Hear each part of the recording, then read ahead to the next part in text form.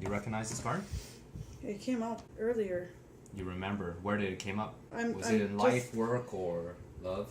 It was in general. Card? In general? I think. Love was not. Love was the Emperor, my son, and the Fool. And then there was work, which was not in this one, so it was in general. Okay.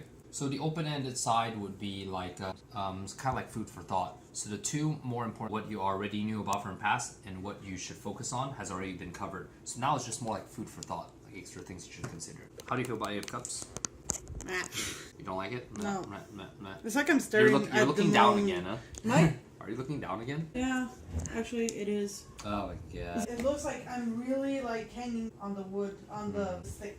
Okay, so I'm going to make a really quick interpretation. Yeah. You give too much of your time to other people in your life. Give some time to yourself. Those could represent your family, whatever, friends, and your son. You should still care about them. Give yourself time. Give yourself time so you recover and you don't need to use a stick to hold yourself up again. Okay. You need your alone time as well. That's the quickest I can give you. Yeah, no, but it makes sense. Yeah. It really does. Shu, got Shu D4.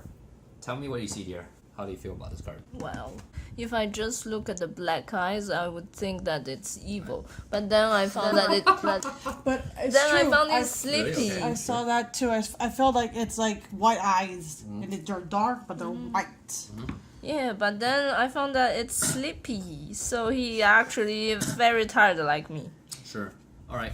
I'm going to interpret what you just said. Be wary of what you're overprotective of, okay? So whatever that worries you, realize that it worries you, but at the same time, if it's in your control, you don't need to worry. If it's beyond your control, let it pass. Don't let it hold you down. You can control it, control it. If you can't control it, let it go as it will. Don't hold on to it so hard. You see he's holding on like, I'm going to get it. Don't be like that. Okay. So remember, this is in the advice column, which is just like, heartbreak. You want to read this or you want my interpretation of the final card before we leave? Oh my god. Oh boy. Just like I said, heartbreak was like a friendship. I was hurt by also past relationship. Just hurt. There's like a lot of water, movement. It's a lot of emotions. Okay. That's how I see it. You ready for my interpretation? Go ahead. You should recognize that you're stronger than a lot of other people. Because remember what you told me just now. You haven't given up. You're more like meh, but you haven't given up, right? Have you given up?